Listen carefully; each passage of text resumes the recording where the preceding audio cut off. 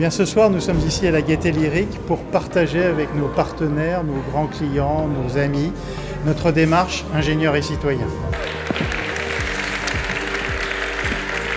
Bonjour à tous, merci infiniment.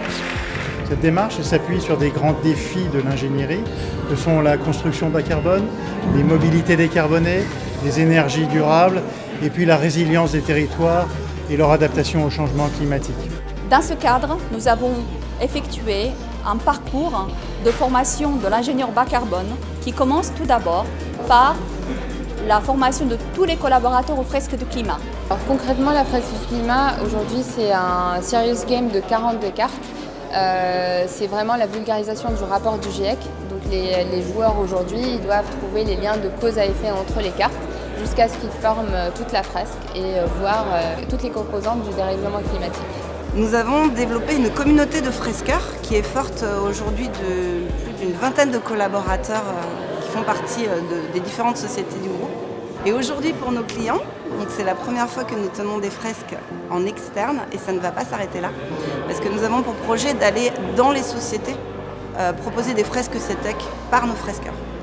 Et à titre d'application ce soir, nous avons décidé de laisser la parole à nos jeunes talents au travers d'un concours où ils auront pu exprimer des variantes bas carbone de leur projet. On a lancé le concours de variantes bas carbone parce qu'il fallait que tout le monde se sente concerné. 250 personnes ont participé. On a eu plein de super projets, on a eu du mal à choisir. Nous avons pris le choix que ce soit un jury prestige externe qui choisisse les meilleurs projets. Et nous sommes très heureux aujourd'hui de présenter les lauréats. Le premier des prix, ce sera le prix de l'audace. Et c'est l'audace d'une équipe qui a fait la première des choses que Michel décrivait pour pouvoir faire des projets citoyens, c'est de challenger le programme. Alors le projet originel, c'est la construction puis l'exploitation d'un bus. On a travaillé un premier scénario bas carbone assez classique dans lequel on a réussi à réduire d'un facteur 2 les émissions. On a fait un petit exercice, on s'est dit qu'est-ce qu'il faudrait faire pour diviser par 10 ?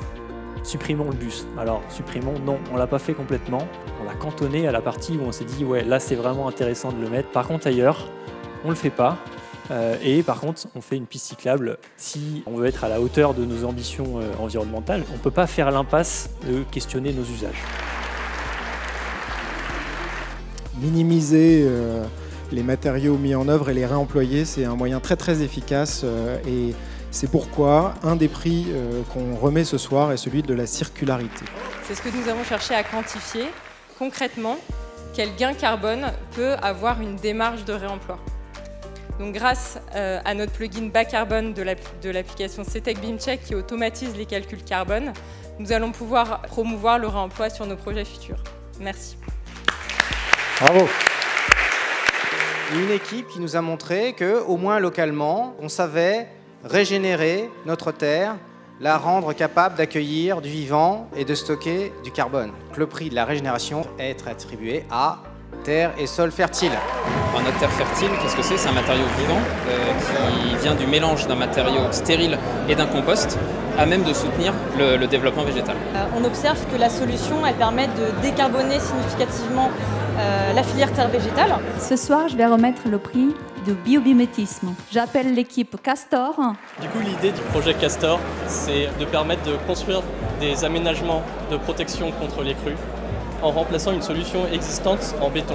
La solution Castor, elle permet de diviser par 10 les bilans carbone par mètre linéaire de protection. Le concours, c'est un moyen de transformer notre métier. Demain, on devrait pouvoir proposer des alternatives bas carbone sur tous les projets parce que c'est tous ensemble qu'on arrivera à transformer ce monde. Ce qui est difficile, c'est que le carbone, c'est une question globale et donc il ne faut évidemment pas essayer d'optimiser, d'avoir des super idées à un endroit qui ont des conséquences sur d'autres. Voilà, donc c'est une image, c'est d'où l'idée d'une approche à 360 degrés et dans laquelle nous allons construire nos propres outils pour avancer.